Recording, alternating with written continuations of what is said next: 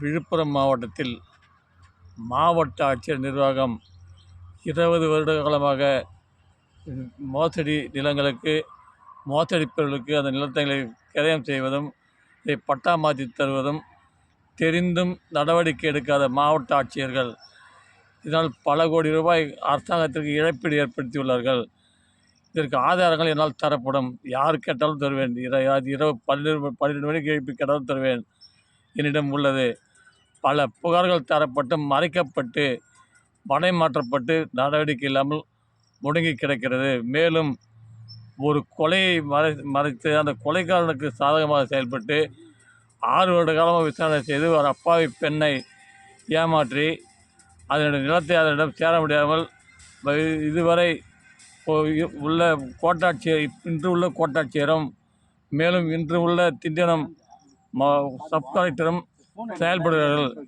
இதை என்னை அழைத்து கேட்டால் இது கொலைதான் நடந்தது. இந்த சொத்திற்காக 2 கொலைகள் நடந்துள்ளன. மேலும் ஒரு கொலை நடப்பதற்கு முன் நாம் புகாரை தரப்பட்டு 2019 கை காட்டப்பட்டு இதுவரை நடவடிக்கையில் அன்னை தெரசா மதுரை இல்லம் பொய்யான தகவலை விழுப்புரம் மாவட்ட ஆட்சியர் சென்னைக்கு தருகிறார். இது 10 வருடமாக லைசன்ஸ் பெற்று இயங்கி வந்தது என்று இந்த ஒன்றே போதும் இவர்கள் இந்த கொலைக்கு எவ்வளவு சாதகமாக செயல்படுகிறார் என்று. ஏனென்றால் அன்னை தெரசா மதுரையில் பெற்ற கையூற்று காரணம்.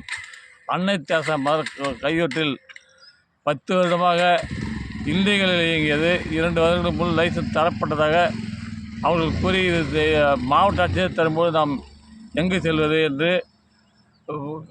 தமிழரசி அவர்கள் மகளிர் ஆணைய தலைவி கூறி தலைமைச் செயலரிடம் செல்லுங்கள் என்று கூறியுள்ளார்.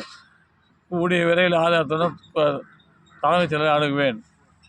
ஆனால் உரிய நடவடிக்கை எடுத்து இந்த குற்றவாளிகளுக்கு தண்டனை பெற்று தர மனித உரிமை கமிஷன் நாடியுள்ளேன். அவருடைய பதில் இன்று 7 நாள் ஆகிறது. இதுவரை எந்த முன்னேற்றமும் இல்லை. எதிர்பார்க்கிறேன்.